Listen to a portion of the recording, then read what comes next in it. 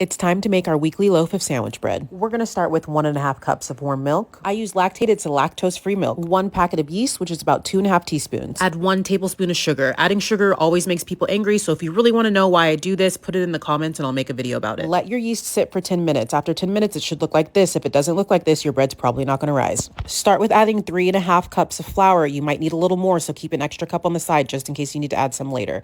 Add 1 teaspoon of salt. If you're using a stand mixer, mix it on level 2 for no longer than 4 minutes. If you're doing it by hand, then knead for 10 minutes. If your dough's a little too runny and doesn't look like this, don't worry, just add a little bit more of that flour. This was supposed to be room temperature butter, but I waited too late to pull it out, so I melted it a little bit. This is 2 tablespoons of butter. Now, at this point, if the butter made your dough a little liquidy, don't worry about it. Just keep working in that butter and then put it in a glass bowl. I forgot to add the oil to the bottom of the bowl, so I'm pulling it back up. I'm adding a little bit of oil in. I'm going to cover it up and let it rise until it doubles in size. This took about an hour in my house. If your house is cold, it might take a little bit longer. Go ahead and punch the air out and then sprinkle your surface with a little bit of flour. And we're just simply going to start rolling the dough out in a flat surface. This should only take you a couple of minutes. We don't need to get it really flat. Then we're just simply going to roll it up like a little burrito and get your bread pan ready. This is a special loaf pan that you can find in my Amazon store. Now we have one more rise. Put your top on, set it to the side, let it rise one last time for 45 minutes. This is what it should look like. I'm going to put it in a 350-degree oven covered for about 20 minutes. Then I'm going to pull the top off